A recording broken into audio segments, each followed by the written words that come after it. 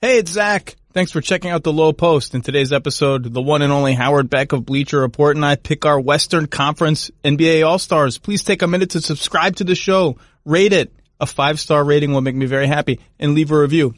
Before we get to today's episode, I want to tell you about another great ESPN NBA podcast. Friend of the program, Brian Windhorst and his Hoop Collective gang of misfits. On the latest episode, Windy, Kevin Arnovitz, maybe my most frequent guest ever, and Royce Young discuss landing spots for Andre Drummond. Does anyone want Andre Drummond? And Kevin Love, as well as the peculiar handling of Kyrie Irving's shoulder injury. Everything with Kyrie is peculiar. Download and subscribe to Brian Windhorst and the Hoop Collective wherever you get your podcasts. And now, the Lowe Post. Welcome to the Lowe Post podcast, where I am sadly back from sunny and debaucherous South Beach, Miami, when I was hanging with the Heat. But something to make me happy. It's time to say the 3 most anticipated words in the history of niche NBA podcasting. What up, Beck? What up? Did you work debauchery into that? Yeah, South Beach. I had forgotten how debaucherous South Beach is. Debaucherous. It was even better form of debauchery. I'm not sure if that's actually in the dictionary, but I'm embracing it. Debaucherous. I was walking to meet an NBA person for a drink at 9:30 p.m., so not very late. In fact, very early. I was hoping that was going to end up. That sentence was going to end up with AM, because that would have been even better. There was, and at 9:30 p.m., there was on my walk, which was 2 blocks. There was already a 3-woman fight spilling out of a club with 4 dudes trying to break them up, and there was screaming and about, I think it's 9:30. What's going to happen at 12:30? This was your standard Tuesday night, in other words, in South Beach. I think it might have actually been Tuesday night. So a couple weeks ago in Toronto, I picked my preliminary Eastern Conference All-Stars with my Toronto friends. I thought I should, for fairness and balance, because if nothing else, I am fair and balanced. I should do the Western Conference All-Stars, and I wanted to do that with you. Are you voting? Are you a voter? I am a voter, yes. And we vote for only the starters. I'm also a voter. Right. And so Zach and I should make this clear, or at least I'll make this clear on my own behalf. You can do it on yours. January 20th, I think, is when we have to file those by. I have not read the email, Howard. So you are one step ahead of me, responsible NBA All-Star voter. Did the deadline pass? I have no idea. I think Mark Broussard will be harassing us both. I think it's January 20th. So it's like still like almost 2 weeks away, which means as far as I'm concerned, still subject to change. Willing to still. So whatever I say now, I'm just saying, world, do not hold me to if I change it up for the official one. No, you're a flip-flopper, Beck. You want to be a flip-flopper? I've flip-flopped a few times in my day. Can't be a flip-flopper. You're unelectable in this wonderfully functioning country we have here. You're unelectable. I'm unelectable on 1,000 other counts long before my All-Star voting. Oh, I would, if you ever ran for office, I'm gonna dig through all the Park Slope Food Co-op records. I'm sure there's some bad. So you bought some bad stuff. I think the first step is you're supposed to go through my Twitter account and like go into the archives and see like stupid stuff I said in 2008 on Twitter. And That's too easy. That's too easy. I'm going next level. Okay. Let's do the starters. And the starters, you have to respect positions. You have guard, and 3 front court players. I am going to assume, because we're both rational people, that there are minimum 3 spots that are locked in stone, set in stone, no matter what happens in the next 2 weeks. And that's the 2 guards, which are Luka Doncic and James Harden. Yes. And at least 1 front court player, which is LeBron James. Yes. So as far as I'm concerned, there are 4 that are locked, because I'm locking in Anthony Davis in another front court spot. I'm fine. I'm absolutely fine and comfortable with that. I also locked in Anthony Davis, and the only reason, well, now he's going to miss a little bit of time, although it's unclear how much after that scary fall last night. We're recording this on a Wednesday afternoon in beautiful New York City. The only knock against him is that the Lakers are -6 per 100 possessions when he's on the floor without LeBron, which is like, he's been so good and is maybe the front runner for Defensive Player of the Year that I can't, that's, for some players, those on-off numbers mean something, and it does mean something that the Lakers offense isn't functioning without LeBron. But the sample size for anything halfway through the season is still pretty small, and the supporting cast is kind of meh. He's in. I agree with you. Those 4 are in. Those 4 are locks, and we should, a quick nod to Steph Curry. None of us want to see him sidelined, but he made our decisions and everybody's decision is, I think, easier in this case, where it was Curry and Harden were just locks for years on end, and now this year it's Luka and Harden, and it's easy for us to say that because there's no Curry to consider, so we don't have to worry about, is Luka going to be classified also as a forward? Can we sneak him in there? You know what I mean? I have not looked at the official ballot. I have not either. If he's classified as a forward, I'm going to place some angry calls to the NBA because he shouldn't be. In fact, by the way, quick aside, you want to be angry? Oh. Do you know where I found Luka listed as a forward? On ESPN.com. As David Stern once put it. He should just be listed as Luka. Like it's just like Ben Simmons. He's got his own drop-down menu. Guards, forwards, Lukas. Luka. You're just a Luka. And, so I haven't even looked at the ballot. I assume he's going to be, eligible at guard. I would assume. So that leaves one front court spot open.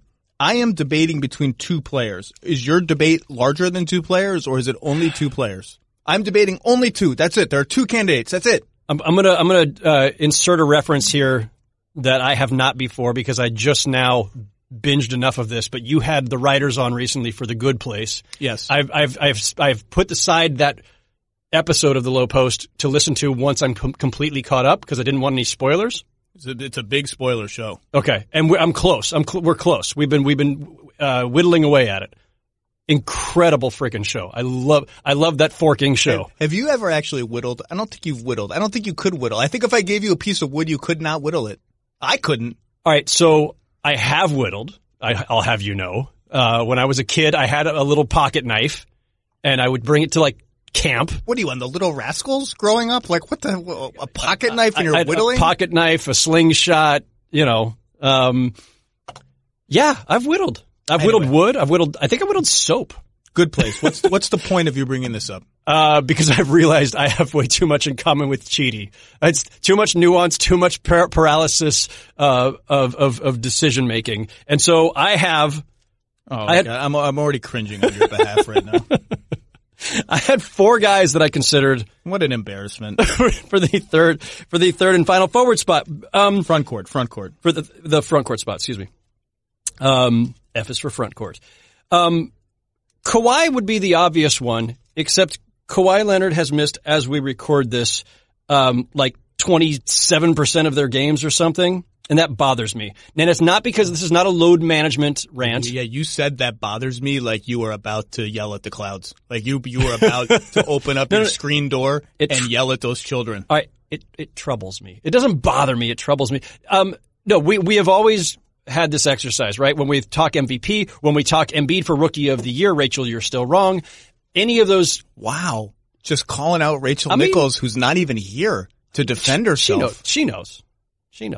No, I mean, we have this debate every time. Availability is important, especially for MVP, but even for All-Star. If you've missed a quarter of your team's games, it's tough. Now, that doesn't mean it's disqualifying for Kawhi as a reserve, but for the purposes of this discussion, I decided not to make Kawhi the third front court player because he's missed too much. And that's not an anti-load management thing either. It's even if he were injured. Remember, he's not out for load management. They clarified this, Howard. I know. He's out for an injury. It's not load management. When you see load management, that means rest. He's not managing the old load. He's resting. And what I'm saying, Zach, is I don't care if he's resting, load managing, injury managing, managing whatever. Okay, give me your sad list of three other candidates. The other ones who I thought were at least worthy of consideration, Nikola Jokic, Rudy Gobert, and Brandon Ingram. I respect your Brandon Ingram choice because when I was looking through who should be a candidate for the last front court spot, I gave him a perusal. He's had a really nice season. Ironically, he is not going to make my full All-Star roster, despite the fact that I gave him a perusal. I think it's very close. I locked him. We'll get to it. All right. There are only two candidates for this spot. Okay. Apologies to Brandon Ingram. And who was the other person you brought up? Gobert and Jokic. Rudy's had a nice season. It's Jokic or Kawhi. That's it. These other guys are fine. It's Jokic or Kawhi, and it's actually a fascinating contrast because you have the one guy who has played. Well, let's put it this way: Jokic got off to a slow start. And had everyone, me included, being like, he doesn't look great. He looks like he had a nice time in Serbia over the summer. No doubt. Or somewhere. Sipping a lot of rakia. You don't even know what rakia is. You don't want to know what rakia is. I think I included that drink in my story about Jokic a couple years ago. So I've typed that word. Don't drink it. definitely do not buy it from an old person selling it out of a used Sprite bottle on the side of a street anywhere in the former Yugoslavia. You will die. So he got off to a slow start. And by the way, I saw some media commentary about, it's only the media people that were worried about Jokic and he's going to play himself into shape. And even my commentary was like, he's probably, having experienced a long playoff run, realizes like, this is really a long game. He's going to play himself into shape. It'll probably be fine. If you don't think the Nuggets were worried about it, you are kidding yourself. The Nuggets were also like, ooh, doesn't look great. I hope it's all going to be all right. It probably will be. So you have the slow start guy, but he's played 250 minutes more than the guy who got off to a blazing start and has been more or less blazing with some troughs here and there all year than Mr. Load Management, Kawhi. So it's actually quite an interesting contrast. Kawhi is averaging 25 points, I think 8 rebounds, 5 assists a game. I might have those numbers reversed. 45% shooting, 35% from deep. The Clippers are plus 12 with him on the floor and about even with him off the floor. So a huge gap. And without Paul George there, when it's Kawhi only and Paul George is off the floor, they're like plus 13. So, and the reverse of those minutes have been shaky. So Kawhi has clearly been the best player, the most important player on a very good team. Jokic is averaging 19, 10 boards, almost 7 assists a game. That's a wow. Like his assists are down too. Like, and he's at 6.5. He's now up after a hot streak, including a 47-point game the other night. 51%, 31% from three, 58% on twos. The Nuggets on-off numbers are about the same with him, i.e. plus a lot. And the advanced numbers mostly favor Jokic. Whether you want to do your Vorps or your Porps or your Bippums or your Schnippums or your Pippums or your Purrs or your Rippums or your shares of various things. I might not want to do any of those things. Well, I checked them all. Some of those things sound a little risky. I checked them all. Some of those things you need a shot for afterward. And they lean Jokic. So right now, again, I don't have to make my final decision to whenever you said the deadline was, and hopefully you're right, because I'm just counting on you. January 20th, I think. I'm right now leaning Jokic over Kawhi. Right. But it's 55-45. The other guys, come on, get serious. Those guys aren't better than these other two dudes. So, couple things here. I think Jokic's slow start and the apparent visual evidence, among other things, that he was out of shape, I'm not going to dismiss entirely. I think those things matter a little bit. Clearly rallying, clearly playing pretty well. Nuggets are good. I can't really say there's anything wrong there, and I know like harping on his defense is just kind of pointless. Can we talk about his defense? Yeah, let's do that. For whatever consecutive season now. Be nice if I could get my Wi-Fi to actually. Well, you can't, so just deal with it, Beck. Fly blind for a second. The Nuggets are better defensively with him on the floor. Mm-hmm. Now, their starting lineup has a few strong defenders. Gary Harris has been really good at the expense of his offense, which has fallen off a cliff. I have no idea what happened to Gary Harris. Millsap is a stud, but it's not like it's monstrously good. However, it's a very interesting defensive profile, and it's a very interesting, particularly in contrast to another guy who will come up, I assume, in this discussion, and that's Karl Anthony Towns. Jokic is allowing 70% shooting at the rim when he's the closest defender, which is about as bad as it gets in the NBA. However, teams get to the rim there much less rarely with him on the floor. Now, is that his teammates? Is that him? Is that his positioning? Is his hands? I don't know. It's probably some of all those things. And part of the reason why the Nuggets are so much better on defense when he's on the floor is that opponents are shooting some hideous percentage on threes, and an especially hideous percentage on corner threes. Is that luck? Is that great team defense by his perimeter guys? Does he have anything to do with that? How are we to credit and not credit him for what's happening on defense when he's on the floor, which is that the Nuggets are not giving up very many points? Taken as a whole, there are definitely matchups that are going to be problematic for him. But I think it's getting harder and harder to argue that he's this massive defensive liability. It's just not showing up anywhere in the numbers. In fact, the numbers all point you to the opposite direction, to the point that you're like, well, the eye test says this and the numbers say this, and they're dramatically different. It's a very interesting thing. I view him as not necessarily a net negative, and I don't even bring up his defense because I think he's a negative. I think he's just not necessarily a net positive, and so it's one of those things where his case for All-Star is built entirely on his offense, which is fine because this game is about offense, and he is the offensive engine of that team. I'm fine with that. One thing to keep in mind, though, part of defense is rebounding, and he is one of the best rebounders in the league. For sure. Although, have you listened to or seen, I think it's Ben Taylor, right, who does the Smart Basketball. Yeah. I just listened to his entire presentation on rebounding and whether rebounding as a category, especially in this age, is overly valued as a box score number. It was fascinating. I encourage people to go find that on whatever podcast platform and listen to it. And it's really interesting too when you start thinking about Dennis Rodman's Hall of Fame, not candidacy, but he's obviously in, and Ben Wallace's outstanding campaign for Hall of Fame, and will he make it? And if he does, his rebounding is a large part of his resume. But it's interesting to think about whether we overvalue rebounds by a single person, not as a whole for a team, but whether a single person's rebounding is really as valuable as those raw numbers would suggest. Anyway, well, I think, but that's discussion for another day, probably. But it's also, we know that there are some guys who are, like the Lopez twins, are really good rebounders, even though they don't get a lot of rebounds, because they'll box out everybody. Exactly. And allow their teammates to get rebounds. And that's a piece of this. So when you evaluate rebounding, you should know by now that you have to evaluate everything. You have to watch the games to see what kind of rebounds is this guy getting. How many of them are just totally uncontested? Anybody could get them. He's DeAndre Jordan, literally taking his teammates' heads off to get a defensive rebound. What kind of box out guy is he? Does he box out at all? Is he a pogo stick rebounder? That's what I call the guys who don't box out. And so if you're smart, you can just sort of get around them because they just jump for rebounds. It's all of that. But Jokic, to me, passes the eye test on every level as an elite rebounder. And if anything, I think his passing is actually undervalued. I think his passing is one of the most powerful engines of offense on an individual level in the last 20 years in the NBA. And his assists are slightly down, right? Down, a little bit down. His passing is that generationally good. Yeah. Particularly when you look at his teammates and you think, well, who of these guys is creating shots on their own without this big dude unleashing everybody? So all fair, and I don't dispute it. So for the purposes of discussion, and I want to make this very clear, like put a big ass asterisk that says for purposes of discussion, because one, my ballot may change as we've established, and two, I'm using this opportunity to simply make a statement. So here's my statement. I put in Rudy Gobert. Whoa!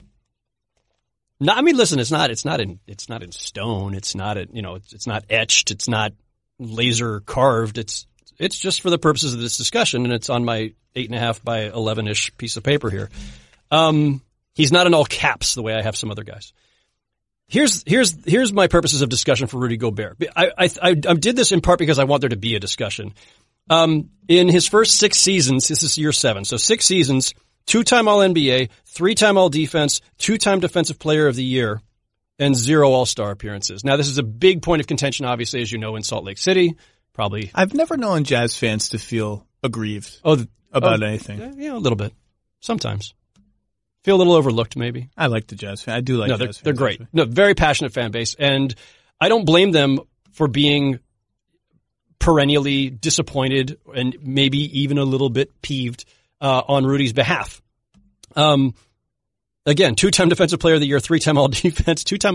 How can you be 2-time All-NBA and not an All-Star? Well, it's very simple.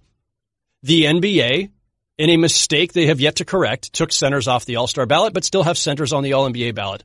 It's inconsistent. Go all one way or go all the other, but don't keep doing this thing where they're. I disagree with you. Oh, this is horse. I don't think that's a mistake. I like anything that encourages you to just discard the positional labels and pick the best players. I want total flexibility to pick the best players. All right, okay. And if that's the case, then an All-NBA should just be like pick 15 guys. That's fine. Okay, but we're inconsistent. I don't like inconsistency. Inconsistency bothers me. So what I would say the problem is the coaches made stupid choices. It's not the system's fault. And there's that. It's the coach's fault. Thank you for teeing up this particular rant, because every f***ing coach in the league is going to talk about what a great defender Rudy Gobert is and how important defense is. They're also going to talk about how important winning is. Like every time Jeff Van Gundy does your pod or anything else, if he talks about MVP, all rookie, he's always talking about, I want winners. Coaches always talk this way.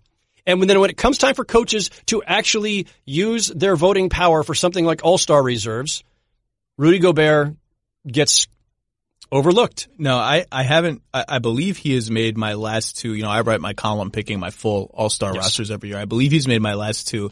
And I don't remember if it was last year or the year before. I think it was last year when the Jazz people I knew were worried they were curious whether he was going to make my team because I think they were looking for any piece of evidence they could to show the coaches, like, you got to vote for this guy. They were worried. I think it was last year. I was like, guys, there's no way he's missing the all-star team this year. It would be a joke. Like, I looked at all the candidates. I was like, it's so obvious. And it was last year was the year that he kind of had the emotional response, right? Yes. And Draymond made fun of him and all of this. Yeah. I think it was last year then, because I was rarely am I shocked by an all-star decision that maybe leans toward pedigree or scoring at the expense of defense. But last year I was legitimately like, oh my God, they left him off again. But you know, so what you're saying really politely is that you've made him a pity starter. No, I'm using this as a means to smack a couple people over the head. One, the NBA for taking center off of the ballot. Because listen, at the time they did it, we were in a really bad place with centers in this league, and it was getting very iffy about whether or not centers were going to make the all-star team over much more deserving forwards. And look, there's a lot more sexy picks at the forward spot every year, right? But center has become a lot sexier than it was, whatever it was, 7 years ago when they did this. You've got Jokic and Gobert and Embiid and, you know, Vucevic, Bam Adebayo, whoever. Like, I know, like, not all these names are as sexy as some of the others, but Andre Drummond, Capella, like, there's a lot of. Now you're getting into Jared Allen, Mitchell Robinson. But I like Mitchell Robinson. The center position has evolved in all kinds of interesting ways. And while we will never go back to the days of, you know, Shaq and Ewing and Hakeem, I just don't think it wasn't justified then, and it's certainly not justified to keep it now. And if you are going to keep it now as just forward, as a front court and not having center specific, then just do it all the way, do the all NBA ballots. The only reason Gobert has been all NBA but not all star is because of that. It is because he's not popular enough to get the fan vote, and because the coaches don't care enough to insert a center. If center were still part of the ballot, Gobert would have made it by now. I haven't looked at the actual returns. Does Caruso have more votes than Gobert? Does Taco Fall have more votes than Gobert? I'm gonna. I love this. People get so angry about this every year. Whether it's Pachulia, I know my mentions on Twitter. It's the bet. I love people get so angry. So it's like they're not going to make it. They're like Zaza got a little iffy with Zaza, but they changed the format. I don't know what percentage of this counts, but the fan vote is not everything anymore to determine the starters. Obviously, we are voting. We have some percentage of it. So they're not going to make it. Alex Caruso is not going to get voted in as a starter to the All-Star game. Okay. That's like, just don't worry about it. It's fine. Alex Caruso, to your question, has 92,000 plus votes through the first returns. The second returns are about to come out. They'll come out tomorrow. Ooh, I'm excited. I'm so excited. Rudy Gobert does not appear in the top 10 vote getters in the front court, so he does in fact by definition. So where are all these Jazz fans? Where are all the Jazz fans who are aggrieved about everything? Not a heavily populated state. Who think that everyone is against them, who are so loud on Twitter? Well, get the vote out. Get the vote out. Are you like the lazy young people who are like, I can't be bothered to vote. It doesn't change anything. I think there are like more people in Santa Monica alone than there are in the entire state of Utah. All you got to do is tweet. Hashtag Rudy Gobert. Yeah, Rudy Gobert. Rudy Gobert. That's it. Oh, that's right. You can ballot stuff. Yeah. Right, they're just, you know what? I think this is the lesson of today. Jazz fans are not working hard enough. Zach said it. Anyway, that's where I'm at. I think Rudy Gobert is deserving. He's overdue. And because we have the luxury in this particular exercise of not, like, I can put Gobert there and still put Kawhi Leonard and Jokic in my reserves because we're doing all 12, I'm going to use that opportunity to cheat a little bit. Again, I don't know if Gobert is going to make it when I actually file my real ballot for whatever that's worth.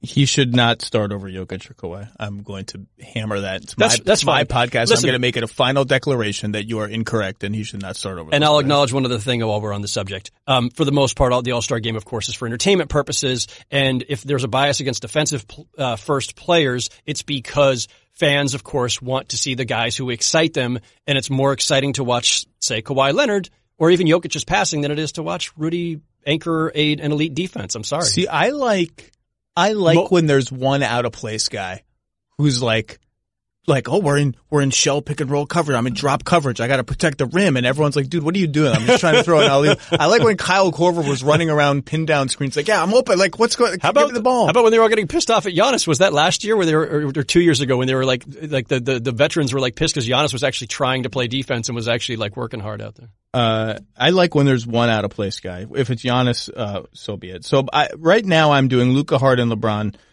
Davis, Jokic, slight lead over Kawhi, but I'm not sure about that. You'll note that there are 2 Lakers in the starting 5, which brings me to something I wanted to discuss today. I'm just shocked you don't have 3 Lakers in the starting. Well, there was an article. I mean, Kyle Kuzma is a nice player. He's a nice player. I think between his first and his second year, he made a real commitment to, I'm going to try to grind out on defense a little bit. And by the way, when you have LeBron on your team, there are some nights you have to guard Lamarcus Aldridge, and there are some nights if you're Kyle Kuzma, you have to guard Klay Thompson. LeBron is not going to guard the most arduous assignment. You are, because you're a tweener, and that is your curse. And because you're younger. And he dialed in, and he did it. I think he has some off the bounce juice that is interesting. He can post up smaller guys. His shooting hasn't been all it's cracked up to be, but he's a fairly well-rounded offensive player. He is covered in the media as if he is an all-star. There was an article saying about Kyle Kuzma trade destinations saying, what's up with the Lakers star? It's like, star? If Kyle Kuzma is a star, what is Chris Middleton? A Hall of Famer? Is Devin Booker the greatest player of all? Can we just dial it back a sec? And it seems frivolous, but this is what drives fans of the other teams crazy, is that Kyle Kuzma is covered like a star.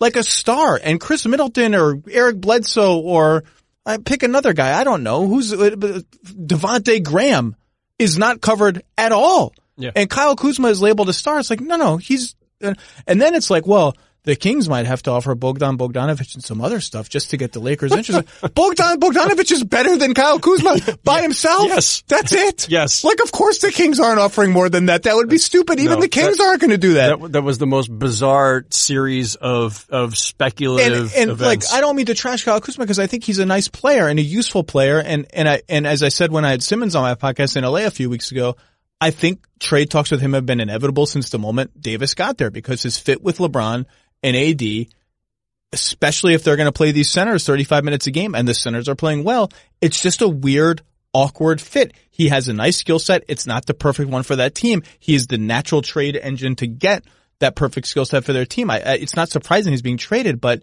the coverage of it is like, and if I'm a fan of another team, if I'm a fan of a small market team, this is why the Raptors fans and the Jazz fans are all up in arms about how this is covered, because it's like, it's totally disproportionate to his standing in the league. It's this Laker halo effect, right? Like it's this extra bonus points you get just for doing whatever it is you do, but for the Lakers. Because if you did all those same things for the Pacers or the Grizzlies or the Jazz or somewhere else, nobody would be hyperventilating about Kyle Kuzma in the same way.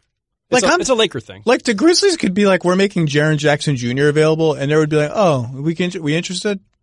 What else are you going to give us for Kyle Kuzma? Jaren Jackson Jr. and what? And Jaren Jackson Jr. is awesome. And he's awesome. And he's an awesome young player. Anyway, that's the end of my Kuzma thing. He's a very nice player. I like watching him play basketball. This is our fault, though. We are the media. I know he can help a good team. It's just, can we just dial it back a little bit?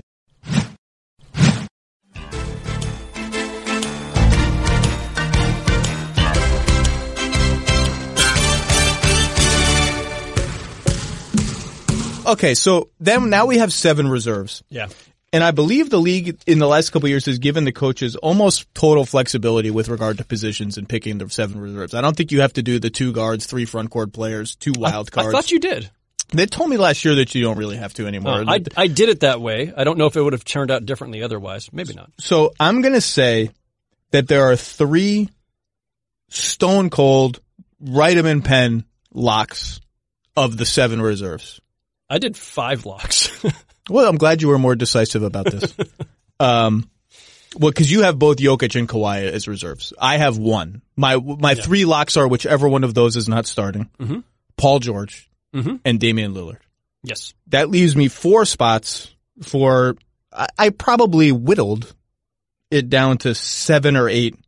I think, realistic candidates. But to me, the only locks, like I have Gobert on my team to be clear, to preempt the outrage. It was coming. I have him on my team, but I only had those three guys were a tier above the rest. The Jokic, Kawhi leftover, Paul George, and Damian Lillard. So your locks are Lillard, Paul George, both Jokic and Kawhi, and you have a fifth lock. Please tell me who the fifth lock is. You previously mentioned Brandon Ingram. Wow. I think he's been that good. The guy's been incredibly impressive. And I'm not, listen, if it were at the expense of somebody that I thought absolutely had to make it, then that'd be one thing. But I just think he's been that good. And it's not going to be, I don't think, at the expense of anybody that I feel like. Well, to your point about the Warriors early, by Western Conference standards, this is a weak field without all four Warrior stars. Right. No, exactly. This is the weakest Western Conference field in a long time. For how many years did we have, for 3 years, of course, at a minimum, Steph, Clay, and KD, and Draymond was essentially as a lock too. So there were four of them out of a field of Cousins 12. Is gone. I mean, you can go on and on. So it did open it up quite a bit. But I mean, just quickly, in case anybody has not been paying attention, Brandon Ingram is averaging right now, and I know they're not winning, but I'll get to that point in a minute if you want to talk about whether wins matter. Yeah, I thought you were Mr. I care about winning. No, coaches are, and I'm trying to hold them to their own damn standard. Brandon Ingram is averaging 25 points, 6.8 rebounds, 3.8 assists. All those are career highs. Effective field goal percentage of 544, including a 3-point percentage over 40, .404.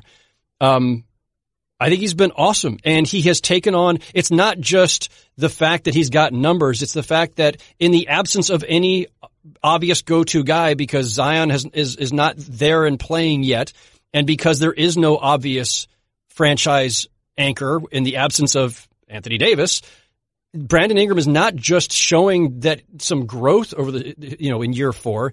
He's showing that he can actually be the featured player, which I think is tougher. It's the same thing I say about Siakam, where the jump from that he made a year ago was really impressive, and this jump is almost more impressive because while statistically it may be more incremental, it's also as the lead guy with nobody else to kind of be playing off of or have shield you from spotlight responsibility, defensive focus, whatever.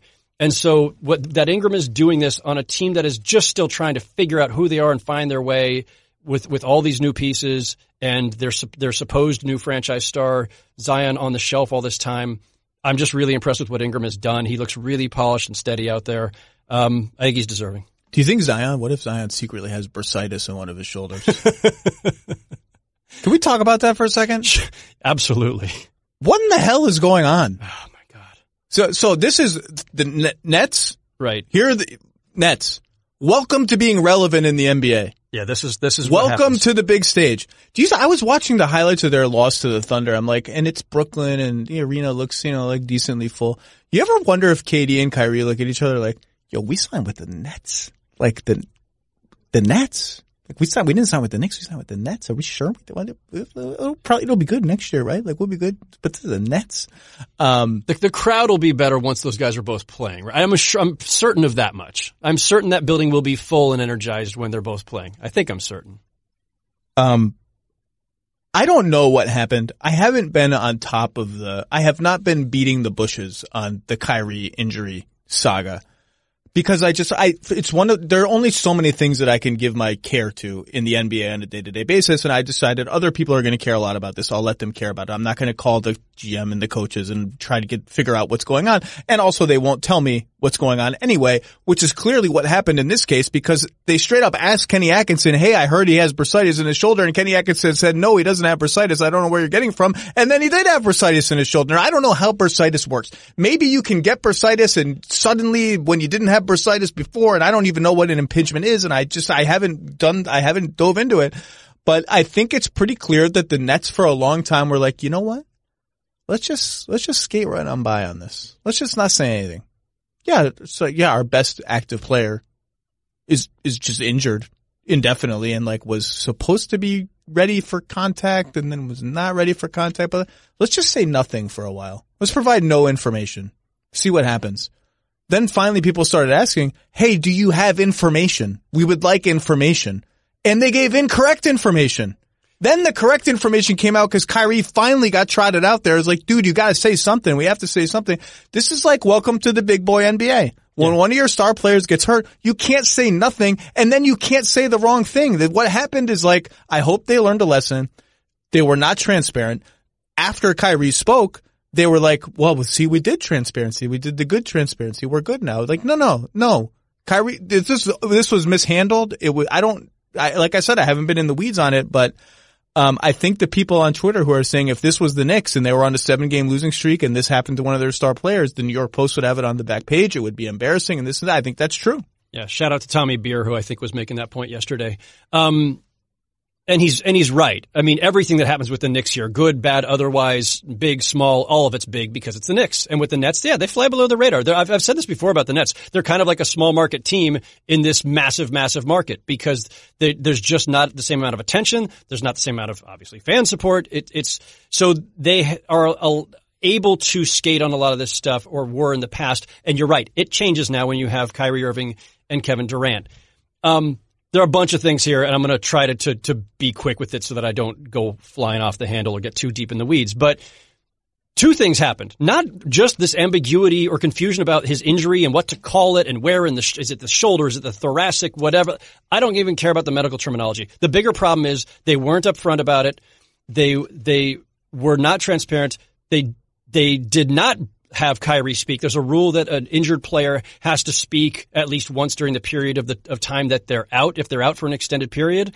And I give you credit because you are one of the people who are on top of these rules. I don't internalize them. I don't memorize them. There are rules for this that are only enforced if people like you are like, no, this is a rule. Yeah. No, and without getting into that too deeply, let's just say that was an issue in all of this. He should have spoken much longer ago. By rule, he should have. He's obligated to. The team and Kyrie Irving chose not to do that. What was the consequence? 1, confusion about the injury. 2, a lot of speculation about Kyrie Irving, the person, about all kinds of other things that That's a great point. He loses. I'm not going to repeat those things because it's not fair. He loses. And some of those things that were said or speculated on weren't fair. But some of those things, by the way, were said by other players or former players, including on your network, right? Where they were speculating on whether, when he missed the Celtics game and all this other stuff. I'm not saying it's his fault. What I am saying is that in the absence of information, the void will be filled by other things like speculation and people just idly hypothesizing. And because it's Kyrie Irving and he is a magnet for this kind of stuff anyway, the absence of information about his shoulder led to people talking about all kinds of things that were not about his shoulder. And the Nets and Kyrie could have headed that all off simply by being more upfront with what was going on, giving better updates more frequently, more specifically, and having him make himself available sooner. That's all. It hurt him and hurt the Nets not to do that. Let me say this. I am also sympathetic to teams and especially coaches in this situation because I know of at least off the top of my head, I can think of 2 or 3 coaches in the last year who have either been told or asked their superiors, can I just not talk about injuries anymore? Because I'm at too grave a risk of misstating something or misstating a timeline or saying something that accidentally puts the player under undue pressure because I give the impression that he's closer to returning than he actually is. Can I just be out of this? I also remember the flashbulb for me was Andrew Bogut. And I don't remember, he had to have ankle surgery, but it turned into a more serious ankle surgery. And the Warriors were kind of accused at one point of fibbing or hiding what turned out. And it was more a case of like, these things are fluid situations. They change. We don't know. Timelines are unpredictable. And at one point we said something that turned out to be wrong because the medical situation evolved. So I'm very sensitive to the fact that, if Kenny Atkinson comes out a month ago and says something, there's a real chance that, that's a tough position for him. I get it. I just don't know what the solution is. I don't know if it's to bring the head medical person out to talk about it. I don't know, but I know that nothing and maybe the opposite of what was true, whether it was on purpose or not, those things are not solutions. Yeah. Let me make one final point on this, which is this. for anybody who's thinking like, oh, well, you media guys are trying to get all this information. I don't blame them for not wanting to tell you, blah, blah, blah. It's not about me. It's not about us in the media. Our entire job is to be the conduit to you, the fans. I don't think it's fair to the fans when you treat every injury to every player on your team like it's a freaking national security matter. And the Nets have done that. And look, that's Sean Marks embodying the Spurs culture, right? That's the Spurs treat everything like it's a national security issue. And so that's what the Nets are doing. It's off-putting to me as a member of the media, but also as somebody who just believes that teams should be transparent for the sake of honoring your fans. Your fans want to know, if you're a Nets fan, you want to know, when is Kyrie coming back? If he's not coming back, how serious is this? Is it possible he'll need surgery? Is it possible he's out for the rest of the season? If he's out for the rest of the season, it affects how you, the Nets fan, view whether they should be aggressive at the trade deadline. Are you playing for now? Or are you playing for later? Should you shut him down? Like, these are the discussions fans have that are part of the game of basketball. It's not just about the games that happen. It's talking about my team and what they're doing and what their prospects are and how good they can be. All of these things are baked into it. And so when you shut out the fans and you deny them that information, not only is there all the confusion that we just talked about, but I believe it's disrespectful to those fans because you could be telling them more than there is. And yes, there are HIPAA laws and everything else too. By the way, HIPAA's existed for years and years. Teams used to be more upfront about this consistently. Some of them have become much less transparent. They use HIPAA as a shield for any time they don't want to talk about something. And that to me, yes, both as somebody who follows the game and as a media member, it is irritating to me. And it should be irritating to fans because you shouldn't wake up one day and find out. I'll give the quick example. Quentin Richardson was listed as just sore lower back for like 2 straight months with the Knicks one year. And then one day it turned out he needed back surgery. Sore lower back, back surgery. No. You knew all along it was much more serious. I don't think it's fair to your fans to have led them to believe that maybe he was coming back any day now. Or maybe they didn't know all along it was much more serious. I wasn't there, but I'm just saying in theory, it's possible that a situation evolves and you can come out and say, like, we don't know, we're not sure. Here's why we're not sure. That has to be an acceptable answer. Absolutely. That is also acceptable because you're right. These things do evolve. They are fluid and sometimes a small injury grows into a larger one or whatever. But again, just be transparent. Say it as much as is reasonable to tell us without violating anybody's privacy and without going out on a limb. It's not that hard. More broadly, the interesting thing developing in the East is, that the Magic are now the 7th seed at 17 and 20. The Nets are 8th at 16 and 20. A whole conglomerate of teams, Charlotte, Detroit, Chicago, and the fighting Washington Wizards who are winning with, I mean, these lineups they're throwing out there are ridiculous. Jordan McRae is averaging like 30 a game in the last 3. It's like the who he play for all-stars. They're only, those teams are only 4 games out of the playoffs. My point is the 2nd seed in the East is going to become one of the most coveted things in the NBA. Because the gap between the 6th seed, which is currently Indiana, and 7 is so huge that the only way to get yourself, like Milwaukee's going to get the number 1 seed. That's out. I mean, Boston's only 3 out in the loss column, but I'd be shocked if Milwaukee's not the 1 seed. So that 2 seed, which is currently Boston, with Miami 1 game behind, Raptors 4 in the loss column, Sixers and Pacers 5 in the loss column, so a ways to go for them. But that 2nd seed is worth chasing. It's worth chasing, and unless something at the bottom of these shakes up, like there's a huge benefit to getting that seed because A, you get the easy first round opponent, and B, you're out of the Bucks bracket until the conference finals. So that race, like these games for Miami, Boston, Philly, like Philly's recent cold spell, like that really matters. Like that seed, like Philly right now is looking at Toronto first round without home court advantage, Milwaukee second round, like. As high as I was on the Sixers before the season, like you're not getting out of the East if that's your bracket. They are not good enough they need to get up to the 2nd seed or get an easier road to get out of the East. Anyway, enough about the East. I'm just going to say my All-Stars. Okay. Yeah, go. Brandon Ingram there were 2 guys that ended up being such tough cuts for me that if they make it, they might make my final column depending on what happens in the next 2 or 3 weeks. I went, again, my lock reserves were Jokic / Kawhi. Whoever I don't start, Paul George, Damian Lillard. Here's my remaining 4. Okay. Chris Paul. Wow. Rudy Gobert. Okay. Donovan Mitchell. Okay. And Karl Anthony Towns. With the 2 tough omissions, the toughest of all the omissions being Brandon Ingram and Devin Booker. Those were, and if you want to sub both of them in, I still might. But right now, Mitchell, Gobert, CP, and Karl Anthony Towns. Let me defend my Karl Anthony Towns pick. Yeah. I want to hear this. Cat has only played 23 games. You don't want him, that's fine. I think he's coming back soon. So by the time we get to the point where we're going to have to make these choices, his percentage of games played will look a lot better than it does now. I think he was so singularly spectacular on offense that in this field, I'm cool with him picking him based on how scintillating he was in those 23 games on offense over Ingram. Pelicans are better with Ingram off the floor. I don't necessarily think they're bad either way. They're slightly less bad with Ingram on the bench. I don't really think that matters. But even in those 23 games, his numbers are so ridiculous. And I'm talking the regular numbers, which are 27, 12, 4.5 on 50, 40, 90 shooting almost, 60% on twos. His advanced numbers are better than all these guys. All of them. All of them. So if he comes, I'm assuming he's going to come back and play. And he's like the Siakam of the West to me, which is like, I don't really care how many games you missed. You were so clearly one of the best players that I'm putting you in a reserve spot. Let's talk about his defense.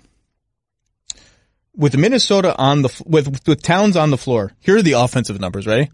Towns on the floor, 114 points per 100 possessions. That's essentially the best in the league. With Towns off the floor, 98, aka they're a G League team. Defense is where the rubber meets the road for him.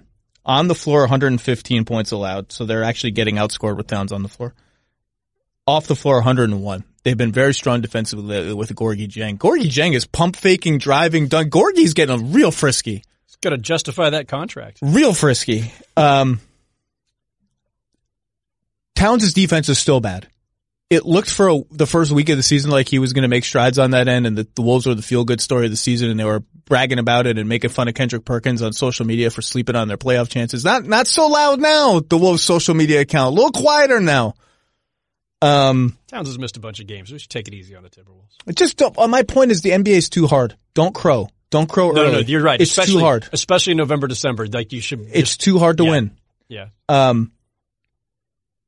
Towns' defense is still bad. However, I'm interested in this. Like, remember I said he's the anti-Jokic? So teams shoot 1,000,000% with Jokic at the rim, and yet Denver's defense is way better with him on the floor. Teams are shooting 49% at the rim with Towns as the nearest defender, which is top 10 in the whole league. And yet they're so much worse with him on the floor. The reason they're so much worse with him on the floor is all three-point shooting. Teams are shooting like hilariously much better with Towns on the floor from three-point range. Surely part of that is on him and bad point of attack defense on the pick and roll and all of the openings that creates elsewhere. Surely some of that is bad luck. Surely some of that is also bad perimeter defense. Isn't there also a lot of flukiness with the that's what I'm saying. There's luck. With three-point shooting. Yeah. And so, yes, his defense is bad, but I don't think it's as bad as those on-off numbers indicate, particularly when you look at his rim protection, which has been, by the statistics we have, pretty good. So I think he was so spectacular on offense that I'm putting him in. You have him out. Who is your full roster? All right, so my full roster without any qualifiers at the moment. But like you, some of these, like I locked. By the way, I did still do the 2 guards, 3 front court, and then reserve. No, it doesn't really matter. There's enough that fluidity you can mess with it. Lillard, Kawhi, Ingram, Jokic, Paul George. The last 2 were the tough ones, and Cat and Booker were the tough cuts. I included Donovan Mitchell and Russell Westbrook. Oh, come on. I know. It's just barely. And again, he wasn't even in my top. He was in my next tier of cuts, to be clear. I considered him. I mean, Westbrook, I think is continuing to show signs of decline. He hasn't made a positive impact on the Rockets. They're no better now than they were with Chris Paul. And in fact, Chris Paul's having clearly a better season than he is. He's shooting even ghastlier than usual from 3-point range, 23%. His effective field goal percentage, Westbrook, is his lowest since his second year in the NBA. So I hesitate. However, he's added a certain dimension to the Rockets that I think has been helpful at times is the transition game. Is the dimension of the transition game. I thought the dimension was going to be able to do stuff when three people swarm James Harden at the top of the arc, which is look, he hasn't been unhelpful. Like his drives to the rim in those situations are helpful. Someone has to do that. And he's still putting up monster numbers.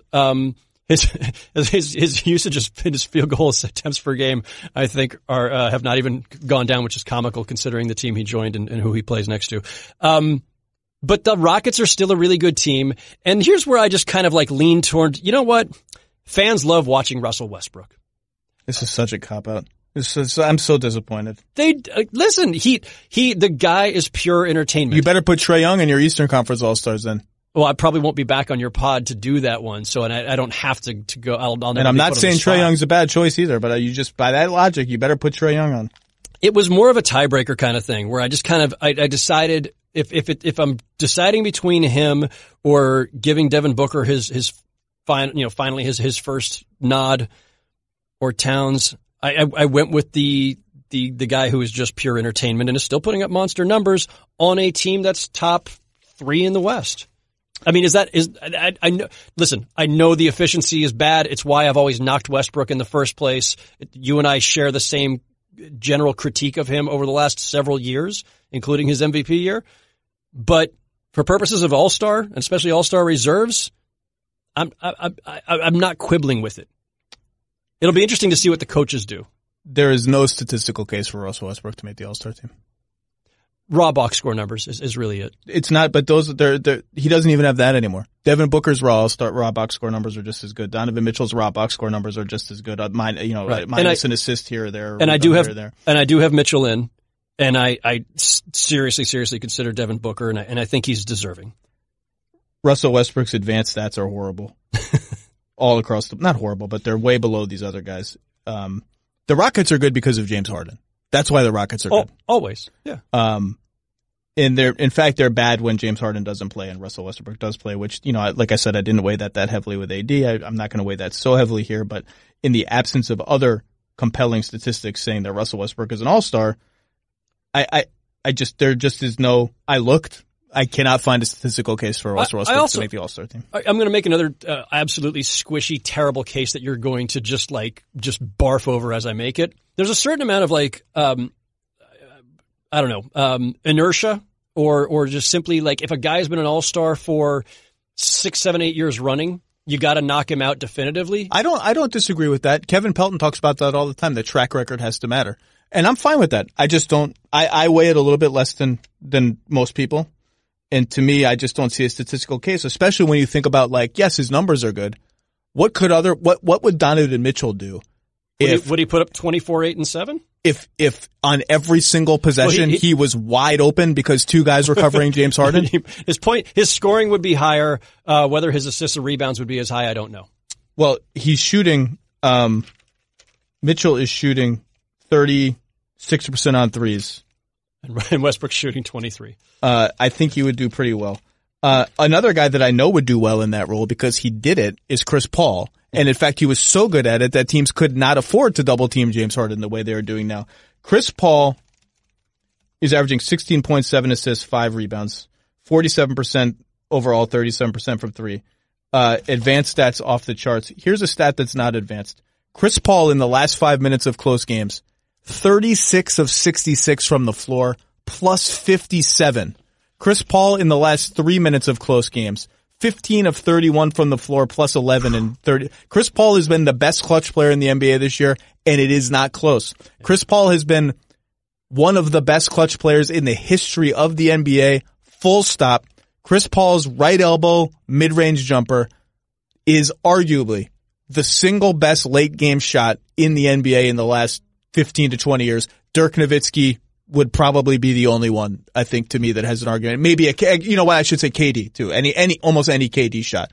But that one, Joe Johnson for a 3-year span. Well, we're talking it had to have been a buzzer shot for Joe Johnson. If it was not a buzzer shot, it was only so much Joe Johnson time. Chris Paul has been sensational this year. He's been better on offense than Russ, despite the fewer points per game and all that.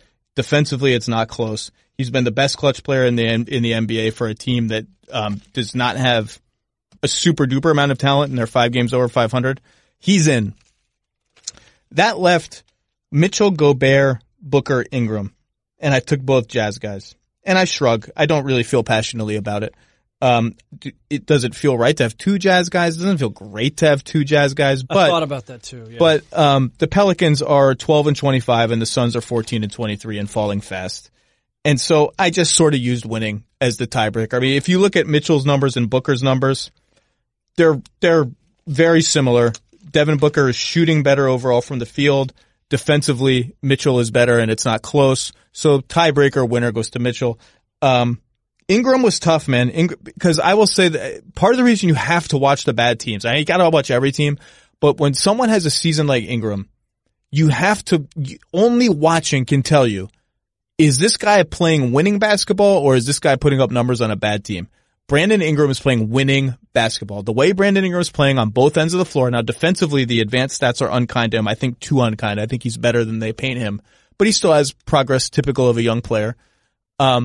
He is playing winning basketball. It will translate to a winning team. He's passing really well. He's shooting contested step-back threes. He's super aggressive going to the rim through contact, through bodies, through little corridors you don't think you can get through. Despite being a toothpick? This is real. Yeah. It's meaningful. And if you want to put him on the All-Star team, I'm not going to argue. I just didn't in this case because I chose the 2 Jazz guys and Chris Paul over him. I don't feel great about any of those choices. Even Towns you could quibble with. If he makes it, it will be deserved. If Devin Booker makes it, it will be deserved. He scored 30 or more in like 9 games in a row. I'm fine with any of those players. To me, after Ingram and Booker, there was another gap. And then it just sort of gets ugly. I was looking at can I make a case for John Morant? Can I make a case for CJ McCollum? Can I make a case for Lamarcus Aldridge, who's sort of sneakily coming along lately and decided about 2 weeks ago, hey, threes. That line. Someone tell me what that line is for. Does it mean something? Oh, it's a 3? I get 3? Maybe I should shoot those. But that's what I went with. Towns, Mitchell, Gobert, Chris Paul, subject to change. And I feel bad for Booker and Ingram, but decent about those choices. You had Booker off as well, right? I had Booker off, but I wanted to get him on, and he would be deserving. I honestly definitely deserving. And listen, I agree with the way you just stated it in the case of I think it was Mitchell over Booker, whoever over Booker. Just that winning being the tiebreaker. I don't agree in general, even though I was just pounding the coaches for doing it this way. The coaches always talk about winning being so important, so I want them to just be consistent with it. I don't think winning should be that big of a consideration for All-Star, not in the same way as MVP. When we talk about MVP and even All-NBA, it's an end-of-season award. It's for the full 82 games, and winning matters at that level, and your stats need to be more than just stats. But for an All-Star game, which is only about half the season, and it's an exhibition game, and we don't consider All-Star to be as big of an honor as All-NBA. It's just a whole different set of circumstances. Then you can be a numbers guy. You can be an all offense, no defense guy. You can be a guy who is just consistently somebody who's a fan favorite, as long as it's warranted also by at least some of the production. So I'm not winning is not to me the most definitive, most important consideration. I think it should be weighed in, and I think that, yes, if you have a tough call between player A, player B, I think it's a fine tiebreaker. But I don't think it should be the be-all, end-all. I have no problem with Devin Booker being an all-star despite the Suns being No, Devin Booker is averaging 26, 7 assists, 4 rebounds on 51% shooting, 36% from deep, 57% from 2. That's outrageous. His advanced numbers are all worse than Mitchell, and I think that's because of defense. They're taking into defense. And I will say, these advanced numbers, including our real plus-minus, paint Devin Booker as one of the very worst defenders in the NBA. And I watched their game last night. I watched the Suns a lot. I watch every team a lot. I don't see it. There's something that either I'm missing or the numbers are warping because I don't see a good defender. I don't maybe even see an average defender. I see someone who's prone to some mistakes off the ball and this and that. But I don't see Trae Young. Right. He's not trying. I don't watch him and think that's one of the 10 worst defensive players in the NBA. So either I'm watching wrong or I'm missing some stuff, or I don't see it with him. So yes, I considered his defense as a disadvantage relative to Mitchell, Gobert, and Paul. But I don't think it's as bad as those numbers are painting it to be, and I would have no problem with him making the All-Star team. By the way, also, if you again, tiebreakers, Donovan Mitchell has also been insane in crunch time this year. The Jazz have been the single best crunch time team in the whole league. Bogdanovic has been crazy good in crunch time. You just can't have 3 Utah All-Stars. That's too much. So again, tiebreakers. And you know, the other interesting conversation is like, you know, Montrezl Harrell is averaging 20 points a game. I just can't take a reserve.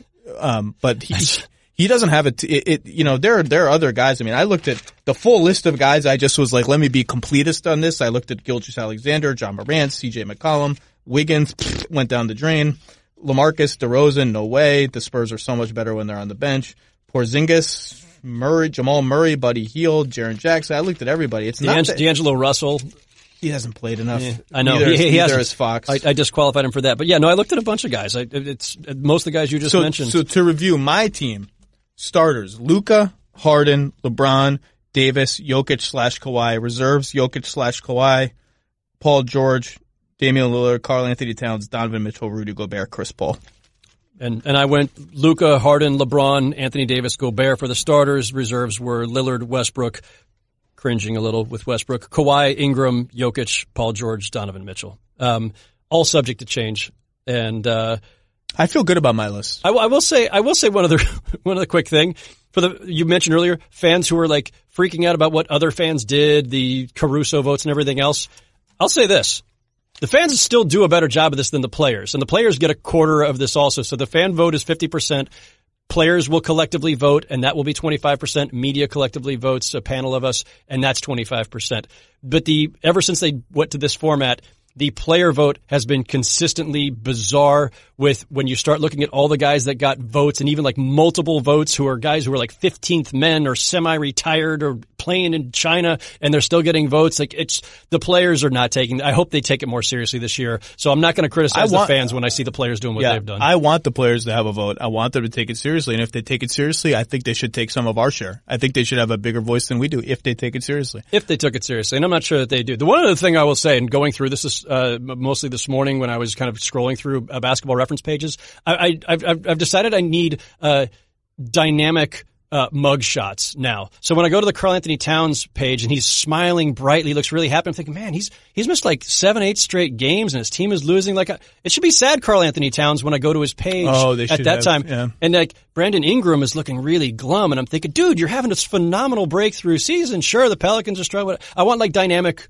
mug shots. I want it to match the mood when I go to a basketball reference page. I like that, Howard Beck. That's the kind of insight fans want from you. Okay, we have to abandon this studio because Ariel Helwani is going to talk MMA in a couple minutes here. But Mr. Beck, it's always wonderful to see you.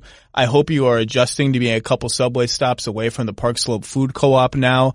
I'm sure they miss your patronage, but we'll have to do this again soon. Absolutely. Thanks, Zach.